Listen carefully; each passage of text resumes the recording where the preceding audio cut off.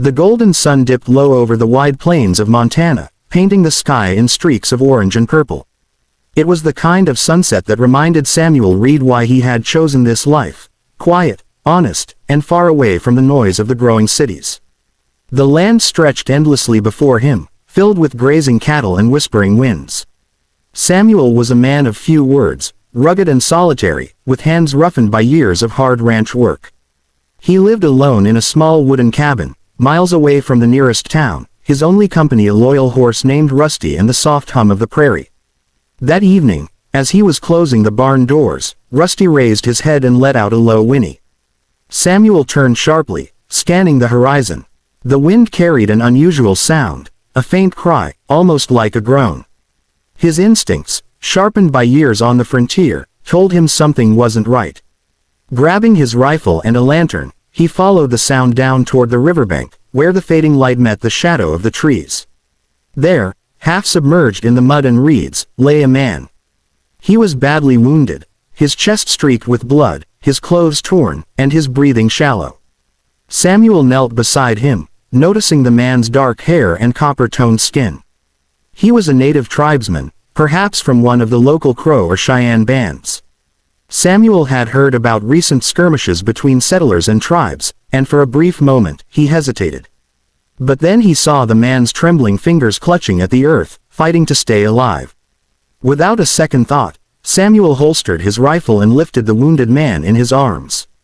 The man was light, almost limp, and Samuel could feel the heat of fever radiating through his torn shirt. "Easy now, friend," he murmured as he made his way back to the cabin, the lantern swinging in the wind. Inside, Samuel laid him gently on the cot beside the fireplace. He cleaned the man's wounds with warm water and whiskey, grimacing as the stranger groaned in pain. The arrowhead lodged near his shoulder was deep, but Samuel had seen worse. He took a knife from his belt, sterilized it in the fire, and began the careful, steady work of removing it. Sweat dripped from his brow as the fire crackled beside them. Finally, the arrow came free, and Samuel bandaged the wound tightly with strips of cloth torn from his old shirt. When the man awoke, his eyes were wide and full of fear. He tried to speak in his native tongue, his voice raspy. Samuel raised a hand to calm him. "You're safe," he said softly. "No harm here." He brought him a bowl of stew and a cup of water. The man hesitated before taking them, sniffing cautiously, then ate with trembling hands. Over the next few days, Samuel nursed him back to health. The tribesman didn't speak much English, but he understood gestures. Samuel pointed to himself and said, "Sam." The man nodded, then touched his chest and said, "Tayan." It was the only name Samuel ever got from him. Tayan was quiet but observant. He watched Samuel mend fences, tend the cattle, and chop wood. Sometimes, he helped, despite his injury. When the nights grew cold, Samuel gave him a blanket and an extra coat. In return, Tayan began to show small signs of gratitude. He carved a wooden figure of a buffalo and left it on Samuel's table, a simple but meaningful gift. One evening, as the two men sat by the fire, Samuel offered him a piece of cornbread. Tayan took it, then placed a hand over his heart. "Good man," he said slowly in broken English. Samuel just nodded, smiling faintly. "Ain't nothin'," he replied. "Just doing what's right." The bond between them grew quietly, built on shared silence and mutual respect. Tayan's strength returned day by day. His wounds healed, though a faint scar remained across his shoulder. Occasionally, he would step outside at dusk and look toward the distant hills where his people lived. Samuel knew he would have to leave soon. On the fifth morning, Tayan came to Samuel's porch, standing tall and proud again. He gestured toward the horizon, where smoke rose faintly in the distance. "My people," he said. Samuel nodded. "You going home then?" Tayan placed a hand on Samuel's shoulder, his eyes filled with sincerity. "You, brother." Samuel didn't know what to say. He just gave a firm nod and extended his hand. Tayan looked at it curiously, then clasped it tightly in the way of the settlers. With that, the tribesman mounted a borrowed horse and rode toward the hills without another word. That night, Samuel sat by the fire, his thoughts heavy. He had done what any decent man should, but he couldn't shake the feeling that he had crossed an invisible line. helping a tribesman in a time when fear and mistrust ran deep between settlers and native people. Still, in his heart, he knew it was the right thing to do. He poured himself a cup of coffee and stared into the flames, wondering if he would ever see Tayan again. The prairie was silent that night, save for the soft hum of the wind and the occasional call of an owl. Samuel eventually drifted to sleep in his chair, the crackle of the fire lulling him into dreams of distant drums and voices in the wind. When dawn came, the world was still. The light spilled across the fields, painting the ranch in soft gold. Samuel went about his morning routine, feeding the cattle, checking the water troughs, and preparing for another long day. Yet something felt different. There was a strange calm in the air, as if the land itself was holding its breath. He paused, wiping sweat from his brow, when he heard it, the faint, rhythmic beat of horses approaching. His heart quickened. It wasn't unusual for travelers to pass by, but this was different. The sound was steady, organized. A group. Samuel stepped out onto the porch, rifle resting loosely in his hand. As the figures came into view over the ridge, he froze. There were riders, 6, maybe 7 of them, moving in a tight formation. The morning sun glinted off their painted faces and spears. At the front rode Tayan. Samuel lowered his rifle slowly, watching as they drew closer. The wind carried the sound of hooves and the faint scent of sage. Tayan raised a hand in greeting, and Samuel felt a wave of relief wash over him. He had no idea what was about to happen, but deep down, he knew this visit wasn't one of hostility. It was something far greater, something born from the simple kindness he had shown days earlier. The morning sun hung low over the Montana plains, casting a warm glow over Samuel Reed's ranch. He stood on the porch, his heart pounding as a small group of native riders approached. The wind carried the faint sound of hoofbeats and jingling ornaments. It was a sight both beautiful and humbling. The riders moved in graceful unity, painted horses glimmering under the light. At their lead rode Tayan, the man Samuel had nursed back to life only a week before. But now he looked like a different man, tall and proud, dressed in full ceremonial regalia. His chest was marked with tribal paint, his hair braided and adorned with eagle feathers. Behind him rode 5 native women, each carrying something, bundles wrapped in animal hide, woven blankets, baskets filled with dried herbs and berries. Their faces were calm, eyes lowered in respect. Samuel stepped down from the porch, his rifle resting harmlessly against the wall. He didn't feel fear, just curiosity and a deep, strange sense of reverence. Rusty, his horse, neighed softly from the corral, sensing the unusual energy in the air. Tayan brought his horse to a stop, a few feet away and dismounted with fluid grace. His people followed his lead, forming a semicircle around him. Samuel stood still, unsure what to say. Tayan approached him slowly, then placed a hand over his heart, the same gesture he had used before. "Brother," he said firmly, his voice clear now. Samuel nodded, tipping his hat in greeting. "Good to see you again, Tayan." Tayan turned and spoke a few words in his language. The 5 women stepped forward, each lowering her head slightly before setting her gifts on the ground. Furs, handmade jewelry, beaded belts, and baskets of food. The last of them, a young woman with long black hair, stepped forward with downcast eyes.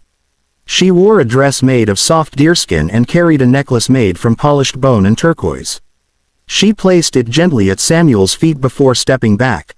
Confused, Samuel looked from Tayan to the gifts, then to the women. "Tayan," he began slowly, "what's all this?" Tayan smiled faintly. "Gift," he said. "You save life. You give food, fire, heart. We give thanks." Samuel shifted uneasily. "You don't owe me nothing, friend. I just did what any man should." But Tayan shook his head firmly. "Many see man bleed. Walk away. You did not. Spirit of the plains see you. You are friend to our people." There was a moment of silence between them, filled only by the soft rustle of the wind. Samuel was deeply moved, but uncomfortable with the idea of being rewarded for simple decency. He glanced at the women again. All of them stood silently, watching him with solemn respect. "I can't take them," he said quietly. "They ain't gifts. They're people." For a long moment, Tayan simply studied him. Then, slowly, a smile spread across his face, a smile of understanding, maybe even pride. He nodded once, as if Samuel had passed an unseen test. "You have good heart," he said finally. "That is why we honor you." He turned to the women and spoke rapidly in his native tongue. They smiled softly, bowed their heads toward Samuel, and stepped back to stand beside Tayan. The tension in the air lifted, replaced by something warm and genuine. Tayan then motioned to one of his men, who handed him a finely carved spear with feathers tied to the shaft. He held it out to Samuel. "Take, for you, symbol of peace." Samuel accepted it carefully, his calloused fingers brushing against the polished wood. The craftsmanship was extraordinary. Symbols of animals and mountains were etched into the shaft, and the tip gleamed like silver. "Thank you," he said quietly. "I'll keep it safe." Tayan placed a hand on his shoulder. "From this day, you are brother to my tribe. Your land, your cattle, they safe. No harm come to you." Samuel was stunned. In the Montana frontier, peace between settlers and tribes was rare. Yet here he stood, being given not only protection but brotherhood. He nodded deeply, his throat tight with emotion. "That means more to me than I can say." The riders began to unpack food and gifts, setting them neatly by the porch. Samuel, overwhelmed by their generosity, invited them to sit and rest. He brought out water and bread, and together they shared a simple meal. There was laughter, hesitant at first, then genuine. Though language separated them, kindness built a bridge far stronger than words. As the day went on, Tayan showed Samuel a small leather pouch. Inside were hand-carved beads and a single eagle feather. "From my father," he said. "For man who lives with honor." He tied it carefully around Samuel's wrist. The women, too, contributed in their own ways. One of them showed him how to braid rope from horsehair, another how to dry herbs to make healing salve. The youngest one, the same who had placed the turquoise necklace before him, spoke the least but smiled the most. She pointed at the horse and said, "Good spirit." Samuel chuckled softly. "That's Rusty," he said, patting the horse's neck. "Stubborn as I am." When the sun began to set, painting the sky in fiery colors, Tayan and his people prepared to leave. Samuel stood beside them, watching as they mounted their horses. He felt a strange sadness, a sense that something profound was ending, even though it had barely begun. Tayan turned his horse toward him and raised his hand. "You are friend of the plains," he said. "When you look to the hills, we are there." Samuel nodded. "And when you need help, my door's open. Always." With that, the riders galloped off into the distance, their silhouettes framed against the red horizon. Samuel stood long after they disappeared, the wind whispering through the grass. The spear in his hand felt like more than just a gift. It was a symbol of trust, an unspoken promise between two worlds that rarely met in peace. Over the weeks that followed, life returned to normal, or at least as normal as it could be. The cattle grazed, the fences held, and the seasons shifted. But Samuel noticed something remarkable. No wild animal came near his herd, no thieves touched his property. The locals whispered about strange tracks around his land, signs that the tribes were keeping watch from afar. One evening, as he sat by the fire polishing the carved spear, Samuel thought about that morning when he'd found Tayan bleeding by the riverbank. He thought about how one simple act of kindness had changed everything, how it had built a bridge of peace in a world divided by fear.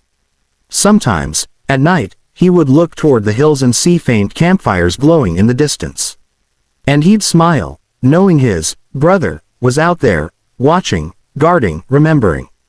The people in town later told stories about him, about the rancher the tribes called Brother of the Plains, the man no arrow ever touched, whose cattle were never stolen. Samuel never confirmed or denied those stories.